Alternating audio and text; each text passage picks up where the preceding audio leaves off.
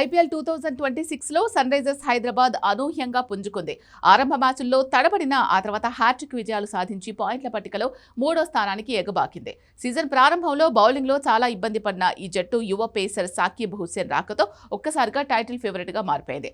సాకిబ్ తొలి మ్యాచ్లోనే అబ్బురపరిచే ప్రదర్శనతో ఆకట్టుకున్నాడు. రాజస్థాన్ రాయల్స్తో జరిగిన ఆ మ్యాచ్లో సాకిబ్ 4 ఓవర్లలో కేవలం 24 పరుగులిచ్చి ఏకంగా 4 వికెట్లు తీశాడు. అనంతరం సీఎస్కేతో జరిగిన మ్యాచ్లోనూ సాకిబ్ సత్తా చాటాడు.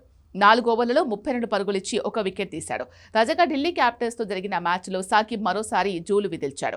4 ఓవర్లలో 29 పరుగులు మాత్రమే ఇచ్చి 1 వికెట్ తీశాడు. Right arm fast medium bowling చేసి 21 ఏళ్ల సాకిబ్ అద్భుత ప్రదర్శనలతో దూసుకుపోతూ ఎస్ఆర్హెచ్ పాలిట వరంగా మారాడు. అతను ఇప్పటి వరకు ఆడిన 3 మ్యాచ్ల్లో అత్యంత పొదుపుగా బౌలింగ్ చేయడమే కాకుండా 6 వికెట్లు తీసి సన్ రైజర్స్ విజయాల్లో కీలకమయ్యాడు. సాకిబ్ ఆడిన 3 మ్యాచ్ల్లో సన్ రైజర్స్ గెలిచింది. అలాగే సాకిబ్ 3 మ్యాచ్లు ఆడినా ఒక్క సిక్సర్ కూడా ఇవ్వలేదు.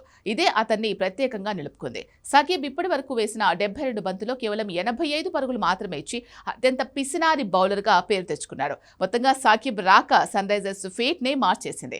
ఇతను ఇదే జోరును కొనసాగిస్తే ఈ సీజన్లో సన్ రైజర్స్ ను టైటిల్ గెలవకుండా ఆపడం కష్టం. సాకిబ్ కు మరో యువ పేసర్ ప్రఫుల్ హింగే కూడా తోడయ్యాడు. అతను కూడా అద్భుతంగా బౌలింగ్ చేస్తున్నాడు. అయితే అతను సకీబ్ లాగా పొదుపుగా బౌలింగ్ చేయలేకపోతున్నాడు. ఈ సీజన్లో మరో 2 సన్ రైజర్స్ బౌలర్స్ సత్తా చాటుతున్నారు. శ్రీలంకకు చెందిన pacer Ishan Malinga, left arm wrist spinner Shivang Kumar అద్భుతంగా రాణిస్తూ సన్ రైజర్స్ విజయాల్లో కీలక పాత్రలు పోషిస్తున్నారు.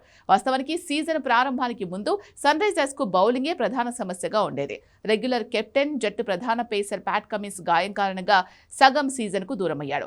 సీనియర్ పేసర్ జయదేవ్ ఉనద్కత్ ఏ మాత్రం ప్రభావం చూపలేకపోయాడు. ఇలాంటి తరుణంలో ప్రఫుల్, సకీబ్, శివాంగ్ లాంటి దేశీయ బౌలర్స్ వచ్చి సన్ రైజర్స్ ఫేట్ నే మార్చేశారు. త్వరలో కమిన్స్ కూడా వీరికి జత కలిస్తే సన్ రైజర్స్ ను ఆపడం చాలా కష్టమవుతుంది.